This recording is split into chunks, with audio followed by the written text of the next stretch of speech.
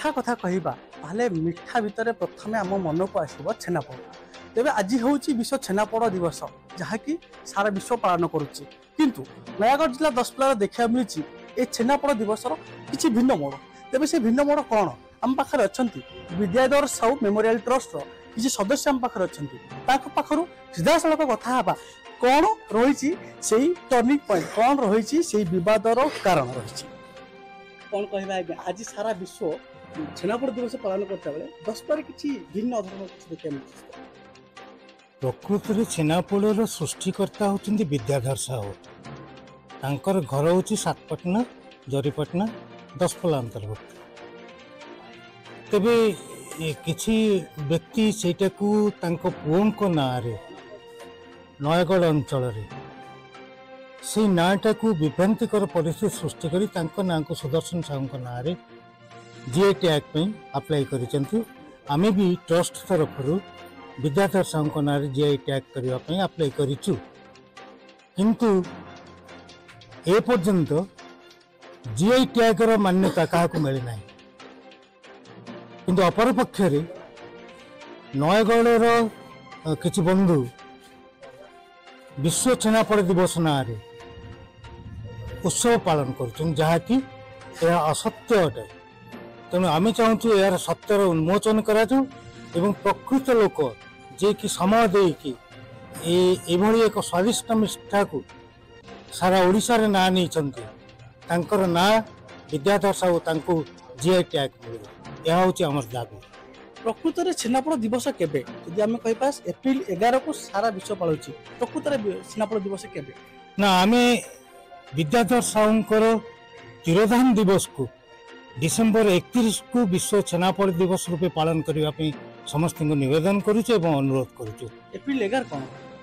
April 11 हूँ सुदर्शन साहूंकर जन्मदिन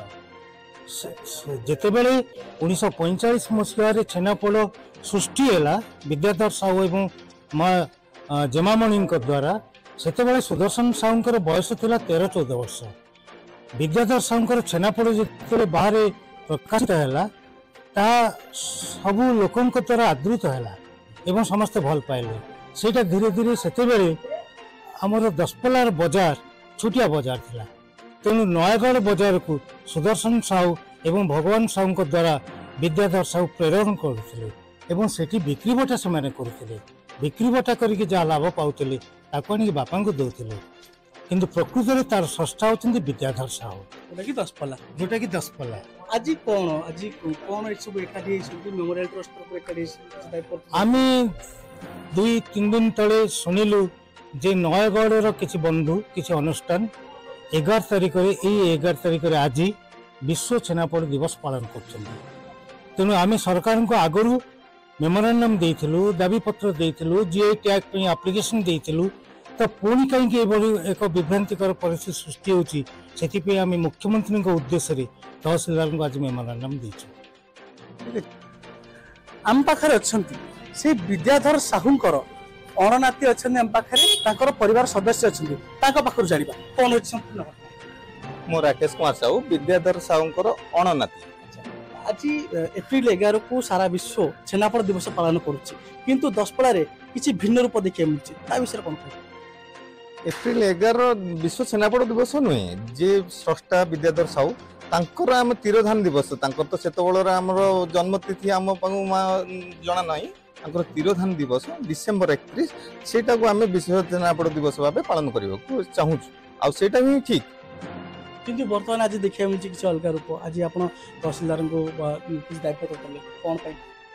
कारण यहाँ गोटे द्वंद्व सृष्टि कर नयगढ़ किसी गोष्ठी आउ अलग किसी लोक यहाँ को गोटे द्वंद्व सृष्टि कर डिसेम्बर 31 बदल एप्रिल 11 को गोटे परिवार भितर गोटे द्वंद्व सृष्टि कर जोटा विश्व छेनापोड़ दिवस डिसेम्बर 31 विद्याधर साहू होती तार स्रष्टा जोटा कि आम जरीपाटना दशपल्ला सृष्टि दाबी कौन रख दाबी आम तहसीलदार को यही दाबी रखुची मुख्यमंत्री जरिए तो यहाँ डिसेम्बर 31 को विश्व छेनापोड़ दिवस पालन करा जाऊ जीआई मान्यता पालन दि जाऊ एप्रिल 11 एटा संपूर्ण भूल पुअर जो जन्मतिथि की नहीं कि जो एप्रिल 11 पालन होची एटा बहुत संपूर्ण भूल।